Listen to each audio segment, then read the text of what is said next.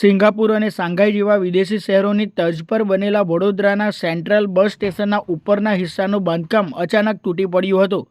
ભારેખમ structure નીચે આવતા ત્યાં હાજર મુસાફરોમાં ચીસાચીસ મચી ગઈ હતી.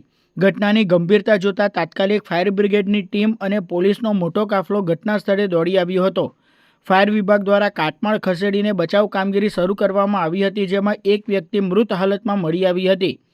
પોલીસે સુરક્ષાના કારણોસર સમગ્ર વિસ્તારને કોર્ડન કરી લીધો હતો. આ ઘટનાએ ટર્મિનલની મેન્ટેનન્સ અને સુરક્ષા વ્યવસ્થાને લઈને ગંભીર પ્રશ્નો ઊભા કર્યા છે. કરોડો રૂપિયાના ખર્ચે બનેલા અને આંતરરાષ્ટ્રીય ધોરણો ધરાવતા ટર્મિનલમાં આવી ઘટના બનતા લોકોમાં રોષ ફાટી નીકળ્યો છે. સંચાલન સંભાળતી કંપનીની જવાબદારી સામે પણ હવે સવાલો ઊભા થઈ રહ્યા છે. આ બરોડાનું મુખ્ય બસ સ્ટેશન છે, જે લગભગ 2015ની અંદર ઉદ્ઘાટન કરવામાં આવેલું હતું. અને આ બસ સ્ટેશનનો જે મુખ્ય એન્ટ્રન્સ વાળો જે ગેટ છે, ત્યાં આગળ બસ સ્ટેશનની એન્ટ્રી માટેનું આ બિલ્ડિંગ બનાવવામાં આવી છે. એની જે મુખ્ય બિલ્ડિંગ છે એના દિવાલને ડેકોરેશન કરવા માટે પીએસયુ ટાઈપનું મટીરિયલ યુઝ કરી ડેકોરેટિવ કરવામાં આવેલું હતું. એનો ઉપરનો જે ભાગ છે એ અચાનક અત્યારે નીચે પડી ગયો છે.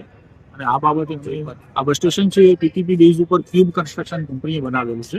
એટલે અમે ફર્ધર અમારી ટેકનિકલ ટીમ છે એ જરૂરી તપાસ કરી અને નિયમ અનુસંધાન